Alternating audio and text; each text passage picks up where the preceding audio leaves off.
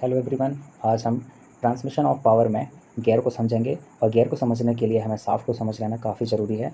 तो हम शाफ्ट से स्टार्ट करते हैं, शाफ्ट को समझेंगे, फिर उसके बाद हम गियर को समझेंगे। सबसे पहले हम जो है डेफिनेशन देखते हैं ट्रांसमिशन ऑफ पावर की। तो ट्रांसमिशन ऑफ पावर की डेफिनेशन क्या कहती है?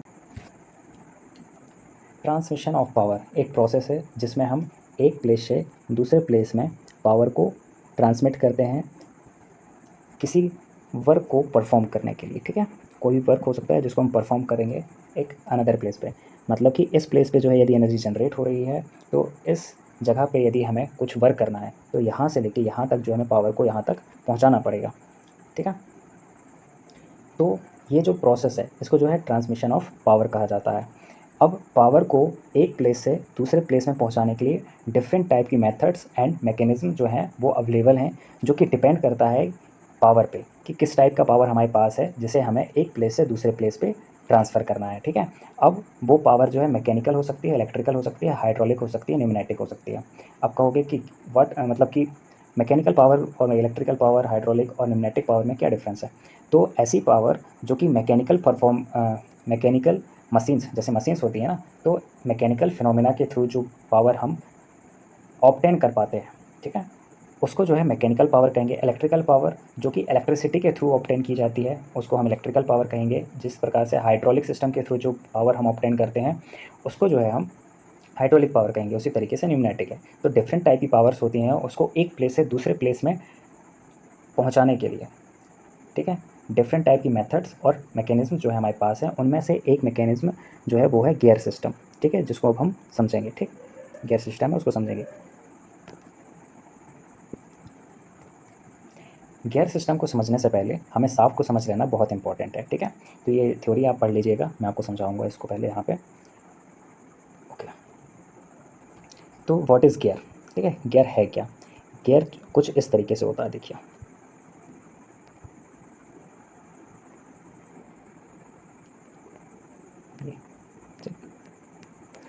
तो इसको जो है हम गियर कहते हैं। तो गियर एक रोटेटिंग मशीन एलिमेंट होता है। ठीक है, रोटेटिंग मशीन एलिमेंट होता है। ये इस तरीके से रोटेट कर रहा होता है। ठीक है, रोटेट करता है। ठीक, और ये जिसमें जिसके थ्रू सपोर्ट में रहता है उसको हम बेयरिंग कहते हैं। ठीक है, बेयरिंग कहते हैं। और यहाँ पे जो है लुब्रिकेशन फिल्म होती है। ठीक है, लुब्रिकेशन फिल्म होती है।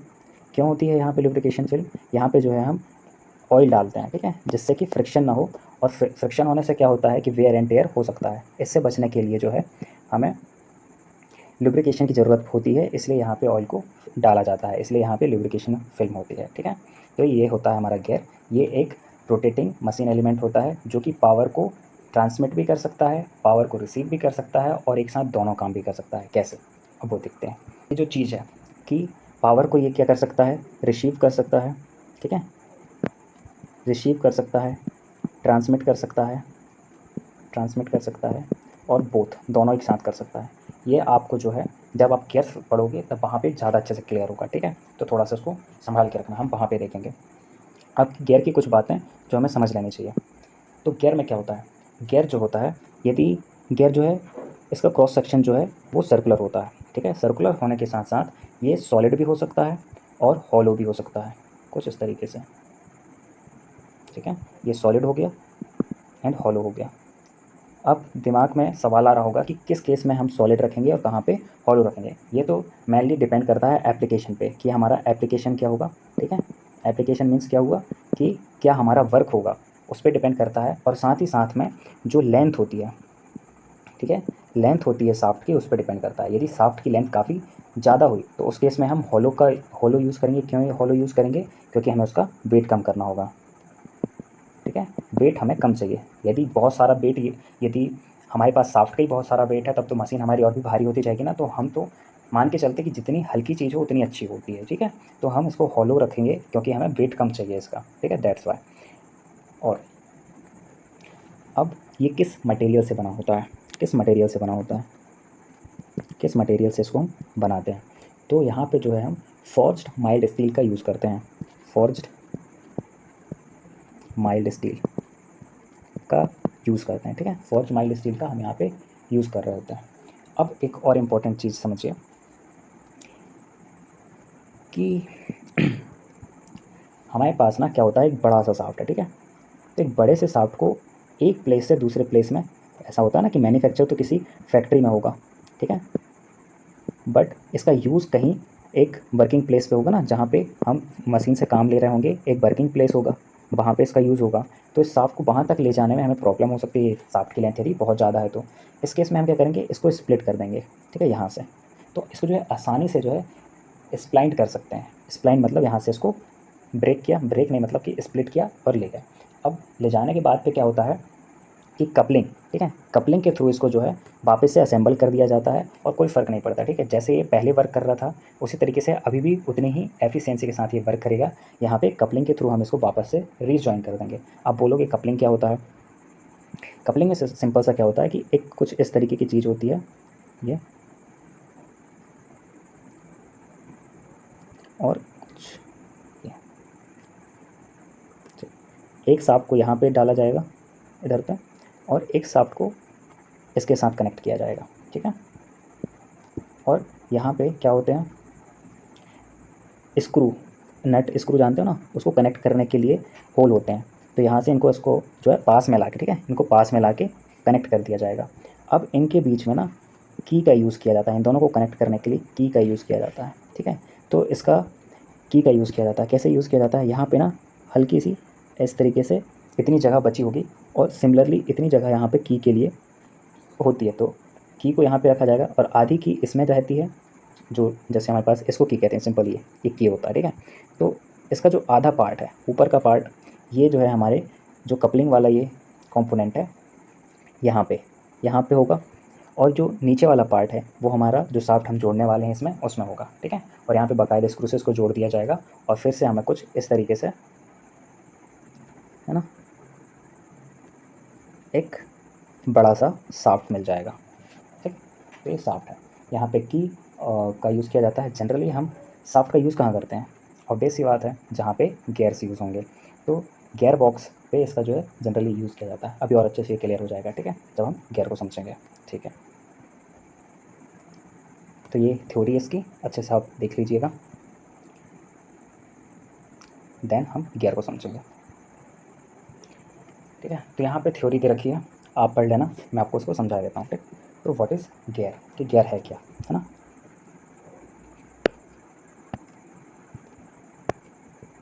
व्हाट इज़ गियर, भाई हमें बताओ गियर है क्या। गियर जो है एक रोटेटिंग सर्कुलर मशीन एलिमेंट होता है, ठीक है। कैसा? रोटेटिंग सर्कुलर मशीन एलिमेंट होता है, कुछ इस तरीके से जो है हमारा एक व्हील देखा है आपने, कुछ इस तरीके से होता है, साइकिल का व्हील देखा है, गाड़ी का, बाइक का। तो सिंपल इस तरीके से राउंडेड टाइप का जो है हमारा एक व्हील होता है, और इस व्हील में ना सिंपली क्या होता है, ये नहीं होते, ठीक है, ये कुछ इस तरीके से, ऐसा जो है एक हमारे पास गियर होता है, व्हील होता है, ठीक है। व्हील के ऊपर कुछ इस तरीके से टीथ्स बने होते हैं ऐसे, ठीक है, पूरा राउंडेड चारों ओर, ठीक है। इसको जो है हम सिंपली गियर कहते हैं, ये एक गियर है।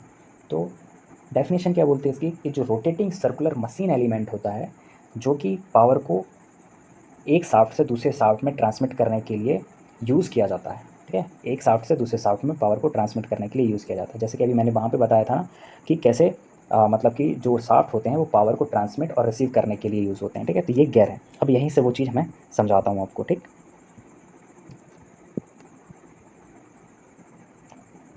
मान लेते हैं एक शाफ्ट ये है, दूसरा शाफ्ट ये है,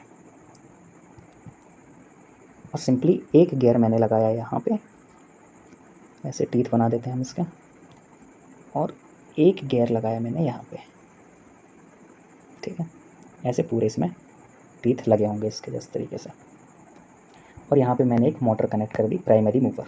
तो जब ये मोटर इस शाफ्ट को रोटेट करेगी, ठीक है, इस शाफ्ट को रोटेट कर रही होगी, तो इस गियर की हेल्प से ये वाले शाफ्ट को, ठीक है, ये वाला शाफ्ट भी रोटेट करेगा इन गियर की हेल्प से, ठीक है। तो यहाँ पे क्या हुआ कि ये शाफ्ट जो है पावर को ट्रांसमिट कर रहा है, और यहाँ पे ये शाफ्ट जो है पावर को रिसीव कर रहा है। ठीक है, तो दो चीज़ क्लियर हो गई कि पावर को ट्रांसमिट करने और पावर को रिसीव करने के लिए जो है शाफ्ट का यूज़ किया जाता है। ठीक है, वो गियर के थ्रू होता है। और अब होगा क्या कि मैं एक शाफ्ट और यहाँ पे कनेक्ट कर देता हूँ कुछ इस तरीके से, और एक गियर को यहाँ कनेक्ट करता हूँ और एक गियर को यहाँ पे कनेक्ट करता हूँ। ठीक है, अब टीथ समझ जाना कि यहाँ पे टीथ है। ठीक, तो जब ये ऑब्वियस सी बात है, जब ये इन वाले गियर्स के थ्रू ये रोटेट होना स्टार्ट होगा तो फिर ऑटोमेटिकली ये रोटेट करने लग जाएगा। तो यहाँ पे ये शाफ्ट क्या कर रहा है, एक साथ पावर को रिसीव भी कर रहा है और पावर को ट्रांसमिट भी कर रहा है, जो कि मैंने आपको शाफ्ट के डेफिनेशन में बताया था कि शाफ्ट क्या करता है, पावर को रिसीव, ट्रांसमिट या फिर रिसीव और ट्रांसमिट दोनों एक साथ कर रहा होता है। वो यहाँ पे क्लियर होता है। ठीक है, कि इस तरीके से जो है पावर को ट्रांसमिट कर सकते हैं। तो ये सिंपल सा काम होता है गियर का, कि एक शाफ्ट से दूसरे शाफ्ट में जब हमें पावर ट्रांसमिट करना होता है तो गियर एक अच्छा सिस्टम है जिसके थ्रू हम जो है पावर को ट्रांसमिट कर सकते हैं। ओके, तो अब यहाँ पे जो है सिंपली आपने इसकी थ्योरी यहाँ पे पढ़ लेनी है। अब यहाँ पे जो टर्मिनोलॉजीज़ हैं मैं उसको समझाने वाला हूँ। ठीक है, टर्मिनोलॉजीज़ को, तो टर्मिनोलॉजीज़ में सबसे पहले आ जाता है हमारा व्हाट, टर्मिनोलॉजी में आता है सबसे पहला ना पिच सर्कल। तो मान लेते हैं एक क्या बोलना चाहिए, गियर हमारा ये है, इसके टीथ कुछ इस तरीके से हैं। ठीक, और एक और गियर यहाँ पे है जिसके टीथ कुछ इस तरीके से हैं। ठीक, अब यहाँ पे ना क्या होता है, एक इम्पॉर्टेंट सी बात समझो कि वो पॉइंट, ठीक है, जब ये इस तरीके से इधर पे मूव करेगा तो क्या करेगा कि ये वाला जो टीथ होगा वो इस वाले टीथ से दूसरे गियर के टीथ से टकराएगा, और जिस पॉइंट पे टकराएगा, मान लेते हैं ये पॉइंट है वो, ठीक है, एक बार यहाँ टकराएगा, अब एक टीथ इसका यहाँ होगा। ठीक है, सेम, तो जब ये घूमेगा तो ये इससे टकराएगा, और जिस पॉइंट पे ये टकराएगा, ठीक है, एक पॉइंट ये हो गया, एक पॉइंट ये हो गया, इसी तरीके से हर टीथ में एक पॉइंट होगा जहाँ पे वो दूसरे गियर के टीथ से टच होगा। फिर इन पॉइंट्स को जब हम ऐसे मिला देंगे, ठीक है, इस तरीके से मिला देंगे, तो इसको सिंपल क्या कहा जाता है, पिच सर्कल कहा जाता है। ठीक है, पिच सर्कल कहा जाता है, पिच सर्कल। अब दिमाग में ये बात हो रही होगी कि भाई इसी पॉइंट पे बस क्यों टच हो रहा है ना। तो टीथ जो मैं बना रहा हूँ एक्चुअल में ऐसा होता नहीं, वो कुछ इस तरीके से होता है, कुछ इस तरीके से। ठीक है, दो पार्ट्स में होता है, कहने का मतलब ये, फिर कुछ इस तरीके से, इस तरीके से। ठीक है, कुछ इस तरीके से, ये जो दिख रहा है ना इस तरीके से होता है। तो ये इस पॉइंट पे टच होते हैं, बाकी रिमेनिंग पार्ट जो है ज़्यादा अच्छे से टच होता नहीं है। तो स्टार्टिंग में जहाँ से मतलब टच तो यहाँ पे भी होता होगा, लेकिन जहाँ से पावर लगता है, ठीक है, जहाँ से फोर्स अप्लाई होता है दूसरे गियर के टीथ में, जहाँ पे अरे यार, जो फर्स्ट वाला गियर है, मतलब जो कि मूव कर रहा है, ठीक है, जो कि ड्राइवर गियर है, ड्राइवर गियर का वो पॉइंट जहाँ से जो ड्रिवन गियर है, ड्रिवन गियर का, तो इस तरीके से जो है हमारा टीथ होता है। तो इस पॉइंट पे जो है फोर्स लगता है, इस पॉइंट से जो है फोर्स लगता है, तो वो पॉइंट को हम पकड़ के एक सर्कल बना देते हैं, उसको हम सिंपली पिच सर्कल बोल देते हैं। सिंपल सी बात समझ में आई। गुड। अब उसके बाद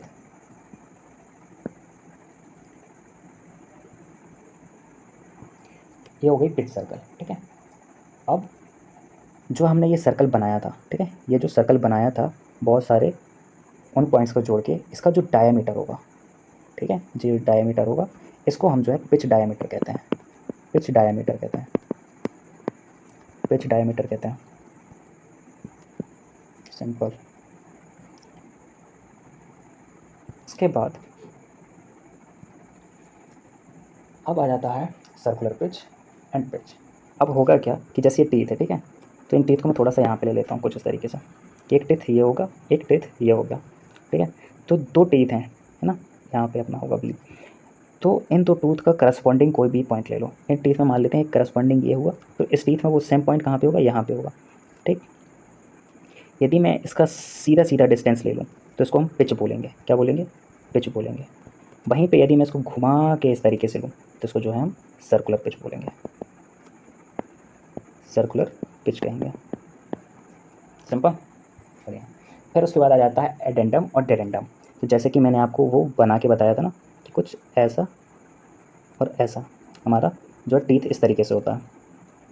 तो वो पॉइंट जहाँ से सर्कल बनता है हमारा, कौन सा, पिच सर्कल बनता है, उसके ऊपर वाला जितना रिमेनिंग पार्ट होता है उसको हम एडेंडम बोलते हैं, उसको जो है हम एडेंडम बोलेंगे। और उसका जो नीचे वाला पार्ट होता है उसको हम डेडेंडम बोलते हैं। क्या बोलते हैं? डेडेंडम बोलते हैं। ठीक है, सिंपल सा। अब वही चीज़ है, तो जो एडेंडम होता है और डेडेंडम हो गया, ठीक है। फिर आता है क्लियरेंस। अब क्या होता है कि ये जो देख रहे हो ना, ये है ना, यहाँ पे ध्यान दो, यहाँ पे तो होगा क्या कि जब ये रोटेट करेगा इस तरीके से और ये कुछ इस तरीके से रोटेट करेगा, तो होगा क्या कि ये जो पार्ट रिमेंस बच जा रहा है, ठीक है, कि ये वाले गियर का जो टीथ है, इस वाले गियर के जो बॉटम वाला ये सर्कल है, ठीक है, ये वाला सरफेस है, इस सरफेस से जितनी डिस्टेंस पे रहता है, ठीक है, पूरा यहाँ तक लास्ट तक टच नहीं हुआ है, वो यहाँ लास्ट तक टच नहीं होता है, तो जितना इसके बीच में डिस्टेंस आता है, इस डिस्टेंस को जो है हम क्या बोलते हैं? क्लियरेंस बोल देते हैं। ठीक है, सिंपल सा क्या बोल देते हैं? क्लियरेंस बोल देते हैं। अब ये जो टीथ था, टीथ का ये जो ऊपर पार्ट होता है, ठीक है, इसको हम फेस कहते हैं और इसको फ्लैंक कहते हैं। ठीक है, इसको क्या बोलेंगे? फेस कहेंगे और इसको फ्लैंक कहेंगे। ठीक, अब इतनी बात हमारे समझ में आ जाती है। अब इसके बाद जो है गियर के टाइप समझ लेते हैं। ठीक, तो यहाँ पे गियर की डेफिनेशंस दे रखी है और गियर की टर्मिनोलॉजी दे रखी है। ठीक है, जो मैंने आपको समझा दी। अब वो पार्ट थोड़ा सा क्या बोलना चाहिए, न्यूमेरिकल पार्ट है। मैं थोड़ा सा ये वाला दिख रहा है ना, वन सेकेंड, ये जो न्यूमेरिकल पार्ट है इसका, ठीक है, जो कि डीजे में दे रखा है, मैं उसको लास्ट में कवर करता हूँ। ठीक है, तो हमने थ्योरी समझ ली। अब जो टाइप है इसके वो हम समझेंगे, है ना। स्पर गियर हो गया, बेवल गियर हो गया, वॉर्म गियर हो गया, हेलिकल गियरिंग हो गई। तो इनको हम समझते हैं लाइन से। ठीक, यहाँ पे तो सबसे पहले समझते हैं स्पर गियर को। किसको समझते हैं? Spur gear. Spur gear, spur gear में क्या होता है कि सिंपल सा एक हमारे पास व्हील होगा, व्हील पे स्ट्रेट स्ट्रेट टीथ होंगे।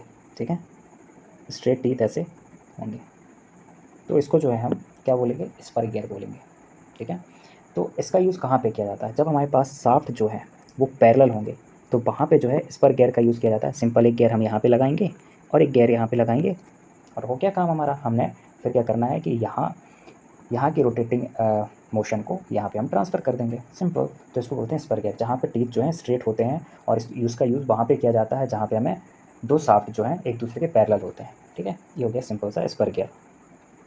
फिर उसके बाद आ जाते हैं हम इस पे, इसके बाद हम देखते हैं बेवल गियर।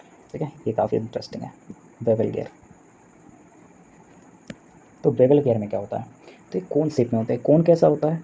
कोन कुछ इस तरीके से होता है, ठीक है ना। हमने जो देखा, जैसे हम कैप देखते हैं ना बर्थडे पार्टीज़ में, इस टाइप के इसकी जो है टीथ होते हैं।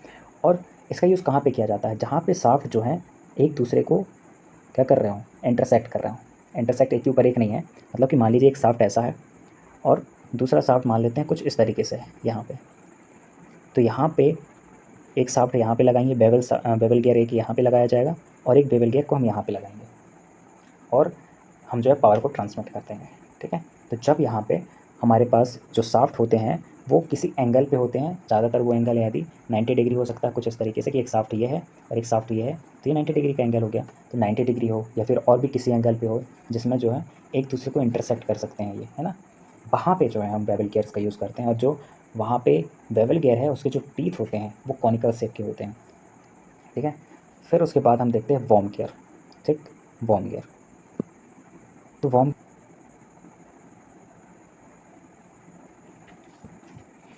समझते हैं वॉर्म गियर को। ठीक है, वॉर्म गियर। तो वॉर्म गियर के कॉन्सेप्ट को समझने से पहले आपको ये कॉन्सेप्ट समझना चाहिए कि हमारे पास एक बड़ा सा व्हील है यानी कि गियर है, और एक छोटा सा गियर है। तो यदि मैं बड़े से गियर की हेल्प से, मान लीजिए कि ये जो है ड्राइवर है और ये जो है ड्रिवन ड्रिवन गियर है, तो इस केस में स्पीड क्या होनी चाहिए? इस केस में क्या होता है कि स्पीड जो होती है काफ़ी हाई होती है। कहने का ये मतलब है कि जब इस शाफ्ट से पावर ट्रांसफ़र किया जाएगा, स्पीड जो है पहुंचाई जाएगी, तो जितनी, मतलब कि यहाँ स्पीड जो है इस केस में इस ड्रिवन व्हील की जो स्पीड है वो काफ़ी ज़्यादा होती है। लेकिन यदि मैं उल्टा कर दूँ कि इसको जो है ड्राइवर कर दिया जाए और इसको जो है ड्रिवन कर दिया जाए, तो इस केस में क्या होगा? स्पीड जो है कम हो जाएगी, स्पीड जो है कम हो जाएगी। ठीक है, ये चीज़ समझ में आनी चाहिए। और स्पीड जो होती है, स्पीड वो टॉर्क का जो टॉर्क होता है और जो स्पीड होता है, इनके बीच में रिलेशन क्या होता है, ये एक दूसरे के एंटी प्रोपोर्शनल होते हैं। एंटी प्रोपोर्शनल का क्या मतलब होता है कि यदि स्पीड बढ़ेगी तो टॉर्क जो है कम होता है, टॉर्क है ना, टॉर्क कम होता है। तो कई जगह पे हमें टॉर्क ज़्यादा चाहिए होता है और स्पीड कम चाहिए होती है। अब बोलोगे कि टॉर्क और स्पीड का कॉन्सेप्ट बताओ, तो सिंपल सी बात समझो कि जैसे गाड़ी होती है, बाइक होती है ना, हमने सबने चलाई है, तो उसमें 4 गियर होते हैं, 4 गियर होते हैं। तो जो फर्स्ट गियर होता है, फर्स्ट गियर में क्या होता है, जब हमें एक खड़ी चढ़ाई पे गाड़ी को चढ़ाना होता है, ठीक है, खड़ी चढ़ाई पे गाड़ी को चढ़ाना होता है, तो हम फर्स्ट या सेकंड गियर का यूज़ करते हैं और फिर उसको हम लेके जा रहे होते हैं। इस केस में क्या होता है, स्पीड तो कम हो जाती है लेकिन जो पुश करने की एबिलिटी आ जाती है बाइक में वो बढ़ जाती है, वही है टॉर्क। क्या होता है कि तो जब हमें स्पीड कम और टॉर्क ज़्यादा की आवश्यकता होती है तो वहाँ पे जो है वार्म गियर का यूज़ करते हैं। इस केस में क्या करना पड़ेगा हमें कि एक स्मॉल गियर के साथ में एक बड़ा सा गियर अरेंज करना पड़ेगा। लेकिन हम यदि बड़ा सा गियर अरेंज नहीं करना चाहते, बड़ा सा गियर नहीं लगाना चाहते, तो हम क्या करते हैं, एक और दूसरा अटैचमेंट लेके आते हैं कि हमारे पास एक वॉर्म होता है कुछ इस तरीके से, जिसमें थ्रेड्स कुछ इस तरीके से बनी होती हैं। फिर उसके बाद क्या करते हैं कि एक व्हील लेके आते हैं, ठीक, जो इस तरीके से इसमें खाँचे बने होते हैं कि वो इसके साथ जब ये रोटेट करेगा तो ये भी रोटेट करना स्टार्ट कर देता है, ठीक है, ओके। और यहाँ से एक क्या लगा होता है, हमारा शाफ्ट लगा होता है, तो यहाँ से पावर हम इस शाफ्ट तक पहुँचा देते हैं और जो भी हमें वर्क करना होता है हम वो कर लेते हैं। ये हम कर रहे होते हैं वार्म गियर पर, ठीक, वार्म गियर पर सिंपल से इतना समझना है।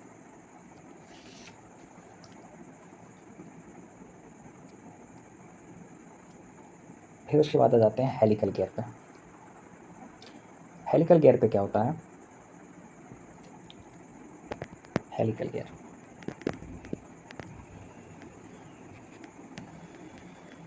हेलिकल गियर में हमें क्या करना होता है कि जैसे आपने देखा ना कि दो शाफ्ट पैरेलल हों तो आपने क्या कर देना है, वहाँ पे आप जो है स्पर गियर का यूज़ कर लेते हो। लेकिन कई बार क्या होता है कि हमें जो है वजन चीज़ को, ठीक है, हम इनके थ्रू करते क्या है, मशीन्स ऑपरेट करते हैं शाफ्ट्स के थ्रू, गियर्स के थ्रू मशीन्स ऑपरेट होती हैं, बड़े बड़े वेट जो है, हैवी वेट जो है उठाए जाते हैं इनके थ्रू। तो जब हमें हैवी वेट को जो है उठाना होता है, ठीक है, उठाना क्या मतलब कहना चाहिए कि कैरी करना होता है, हाँ मतलब कि उठाने, है ना। तो जब उठाना होता है तो जब हम यहाँ पे सीधे सीधे हेलिकल गियर्स लगा देते हैं, सॉरी स्पर गियर्स लगा देते हैं, तो ये थोड़ी कमज़ोर पड़ते हैं, मतलब कि टूट सकते हैं। दैट्स वाई कि यहाँ पे हेलिकल गियर्स यूज़ किए जाते हैं। हेलिकल गियर में क्या होता है कि इस तरीके से गियर होता है इसमें, और यहाँ पे इस कुछ एंगल पे टीथ होते हैं, ठीक है, चौड़े चौड़े, ठीक है, काफ़ी चौड़े चौड़े होते हैं। और सेम यहाँ पे होता है ना, जैसा ये बना है सेम यहाँ पे भी बन जाएगा। तो ये हो गया सिंगल हेलिकल गियरिंग कि कुछ जो फेस होता है गियर का, उसके फेस से कुछ एंगल पे जो है हमारे यहाँ पे टीथ जो हैं वो होते हैं, और यहाँ से जब पावर ट्रांसमिट होता है तो काफ़ी जो नॉइज़ है वो कम रहता है और जो पावर है वो ज़्यादा ट्रांसफ़र होता है, ठीक है। और यदि मैं एक और यहाँ पे गियर, सेम गियर इस तरीके का सेम गियर एक यहाँ पे और एक यहाँ पे लगा दूँ, तो ये इसको बोल देंगे हम डबल हेलिकल। यहाँ पे जो है पावर और भी ज़्यादा जो है हम ट्रांसमिट कर पाते हैं, ठीक है। इतनी बात आगे समझ में अपने। तो हमने यहाँ पे क्या क्या देख लिया, हमने यहाँ पे स्पर गियर देख लिया, वेवल गियर देख लिया, वॉर्म गियर देख लिया, हेलिकल गियर देख लिया। अब यहाँ पे जो साइकिल स्पीड रिड्यूसर है जो सबसे नीचे देखिए, यहाँ पे ये नीचे मैं भी जा नहीं पा रहा इसको, ये यहाँ पे देखिए, तो साइक्लिक स्पीड रिड्यूसर, तो आप कृपा करके TG3 ले लें, आपके पास होगी, नहीं तो PDF का जुगाड़ लगाइए और वहाँ पे आप इसको पढ़िएगा। लेकिन मैं इसको समझाऊंगा आपको साइकिल स्पीड रिड्यूसर को। तो इसमें समझने वाला क्या है, सिंपल सी एक चीज़ समझिए कि मुझे ना क्या करना है कि एक, मान लेते हैं एक शाफ्ट मेरा ये है, एक शाफ्ट ये है, इस शाफ्ट में जो है मैंने प्राइमरी मूवर कनेक्ट किया हुआ है और ये रोटेट हो रहा है, ठीक है, कंटिन्यूसली रोटेट हो रहा है। बट ये जो रोटेशनल मोशन है इसको मुझे इस शाफ्ट तक पहुंचाना है। बट यहाँ पे तो ये 180 डिग्री पे है ना। ऐसा तो नहीं है कि पैरेलल है तो मैं गियर लगाऊँ सिंपल सा, इस पर गियर लगाऊँ और पावर ट्रांसमिट कर दूँ, ऐसा तो नहीं है यहाँ पे सिस्टम। तो यहाँ पे क्या किया जाता है कि साइकिल स्पीड रिड्यूसर का यूज़ किया जाता है, ठीक है। तो सीधे सिंपल सा हम समझ रहे थे साइकिल स्पीड रिड्यूसर। तो यहाँ पे हमने क्या देखा था कि कहाँ गया यार वो, हाँ चलो हटा। तो क्या होता है कि हमारे पास एक शाफ्ट ये है, एक शाफ्ट जब है, जब ये एक दूसरे से 180 डिग्री पे होते हैं, तो इस केस में हम क्या करते हैं, साइकिल स्पीड रिड्यूसर का यूज़ करते हैं। ठीक है, कैसे आओ दिखाता हूँ। तो यहाँ पे क्या होता है कि एक डिस्क होती है जिसका नाम होता है